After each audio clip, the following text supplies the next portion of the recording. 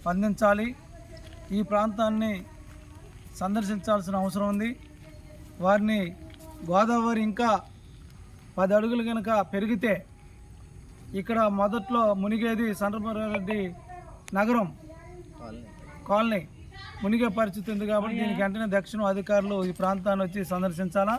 అదే రకంగా ఇప్పుడు దాకా చెప్పిన మా నాయకులు ఎవరైతే ఉన్నారో ముత్యాల సత్యనారాయణ గారు చెప్పిన విషయాల్ని గతం నుంచి కూడా ప్రభుత్వాల దృష్టికి వామపక్షాల ఆధ్వర్యంలో పెద్ద ఎత్తున ఆందోళన పోరాటాలు చేయటమే కాకుండా మరి కలెక్టర్ గారికి కానీ ఐటీడీ పిఓ గారికి కానీ తహసీల్దారు ఎంఆర్ఓ గారికి కానీ వామపక్షాల ఆధ్వర్యంలో అనేక విధాలుగా మరి గిరిజనులకి మరి మెరుగైన ప్రాంతంలో మరి ఇల్లు కట్టించాలి, డబుల్ బెడ్రూమ్ ఇవ్వాలని చెప్పి అన్ని విధాలుగా దరఖాస్తులు పెట్టి ఆందోళన చేసినా పోరాటాలు చేసినా కూడా చెవిటోడు ముందు శంఖం ఊదినట్టుగా అధికారులు వ్యవహరిస్తున్నారు.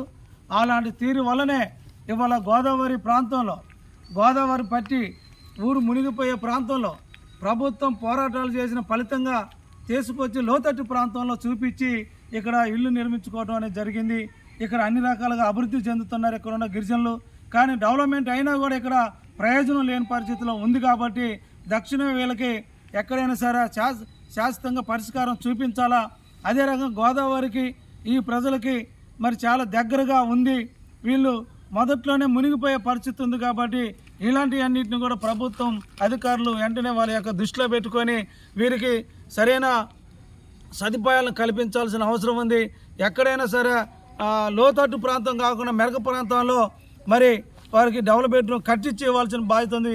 ఇక్కడ ఉన్న నివసించే వాళ్ళందరూ కూడా ఎస్టీ కోయ గిరిజనులకు సంబంధించిన ఎస్టీ వాళ్ళకు కూడా ఈ ప్రాంతంలో ఎస్టీ ప్రాంతం గ్రామాలలో కూడా 170 ఏరియాలో కూడా వాళ్ళకి సరైన ప్రాంతంలో ఉండడానికి కూడా ప్లేస్ లేని పరిస్థితి ఇవాళ కల్పిస్తుంది ఈ ప్రభుత్వం అధికారులు. అందుకే దక్షిణమే వీరికి మెరుగైన ప్రాంతాన్ని చూపించాలని కూడా సిపిఎం పార్టీగా మేము డిమాండ్ చేస్తున్నాం.